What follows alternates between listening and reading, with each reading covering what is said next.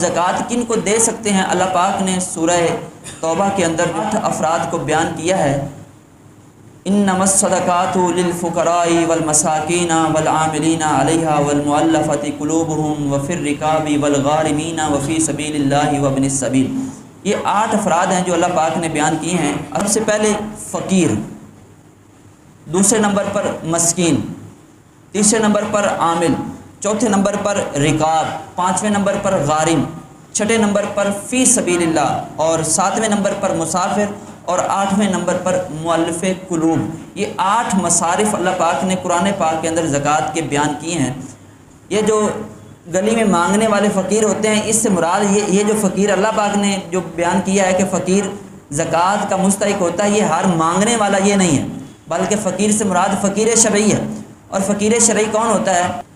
وہ بندہ جس کے پاس حاجت اصلیہ سے زائد اتنا کچھ نہ ہو جو نصاب کے برابر اس کو بنا دے۔ یعنی 1.5 لاکھ اگر آپ اماؤنٹ نکالیں مثال کے طور پر، جو بندے کو صاحب نصاب بنا دیتی ہے، تو وہ بندہ جس کے پاس حاجت اصلیہ سے زائد اتنا کچھ نہ ہو جو اس کو صاحب نصاب بنا دے، وہ فقیر شرعی ہے۔ اس کے پاس کچھ تو ہوتا ہے لیکن اتنا نہیں ہوتا جو بندے کو صاحب نصاب بنا دے، تو اس بندے کو زکوٰۃ دی جا سکتی ہے۔ لیکن اس بندے کا زکوٰۃ کا مطالبہ کرنا، زکوٰۃ جا کر مانگنا، یہ جائز نہیں ہے۔ ہمارے ہاں تو ہر گلی کے اندر وہ دروازے کھٹکا کر جو ہے نا وہ زکوٰۃ جو ہے نا وہ لوگ اکٹھی کر رہے ہوتے ہیں، اور ہمیں پتہ بھی ہوتا ہے کہ ان کا بیک گراؤنڈ کیسا ہے، اور آج کل جس طرح کا دھوکے کا سارا معاملہ چلتا ہے، تو دیکھ لیا جائے زکوٰۃ ادا کرنے سے پہلے کہ یہ واقعی مستحق زکوٰۃ ہے کہ نہیں ہے۔ دوسرے نمبر پر مسکین ہے۔ مسکین اس شخص کو کہتے ہیں کہ جس کے پاس ایک وقت کے کھانے کے لیے بھی کچھ نہ ہو، وہ اپنا بدن چھپانے کے لیے بھی لوگوں کا محتاج ہو، یعنی لوگوں سے سوال کرے کہ مجھے کپڑے پہناؤ میں تاکہ اپنا جو ہے وہ بدن چھپا سکوں، تو ایسے بندے کو زکوٰۃ دے سکتے ہیں۔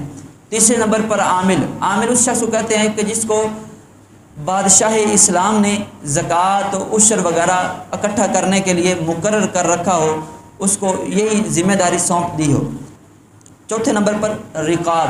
یہ رقاب اب اس دور میں نہیں ہے، پہلے دور کے اندر ہوتے تھے۔ رقاب اس شخص کو کہتے ہیں کہ جو کسی کا غلام ہو اور اپنے آپ کو آزاد کروانا چاہتا ہو، اور اس کا جو آقا ہے وہ اس کو کہے کہ اپنی تم قیمت ادا کر دو تو میں تجھے آزاد کر دوں گا، تو اس پہلے دور کے اندر جو ہے اس کو زکوٰۃ دی جاتی تھی، وہ اپنی تاکہ قیمت ادا کرے اور اپنے آپ کو آزاد والوں میں شمار کروا سکے۔ پھر اس کے بعد غارم۔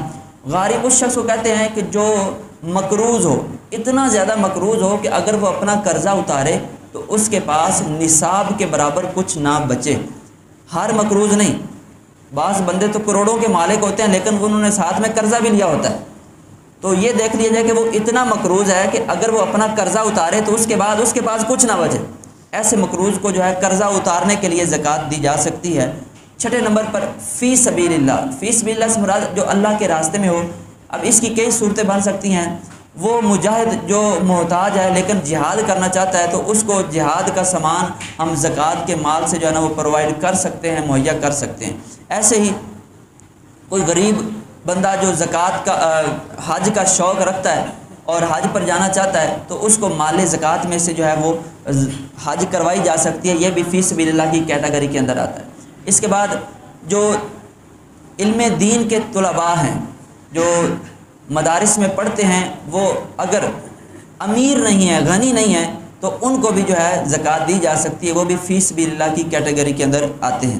اس کے بعد 7ویں نمبر پر ہے ابن سبیل۔ ابن سبیل سے مراد مسافر، ایسا مسافر کہ جو سفر کے اندر اس کے پاس وہ اپنا سامان گم ہو گیا اور اس کے پاس کچھ بھی نہیں رہا، تو زکوٰۃ کے مال سے ہم اس مسافر کی مدد کر سکتے ہیں۔ اور 8ویں نمبر پر مؤلف قلوب۔ یہ مؤلف قلوب یہ بھی پہلے دور کے اندر تھا، ابتدائی اسلام کے اندر غیر مسلموں کو بھی زکوٰۃ دی جاتی تھی تاکہ ان کے دلوں کے اندر اسلام کی عظمت کو بڑھایا جا سکے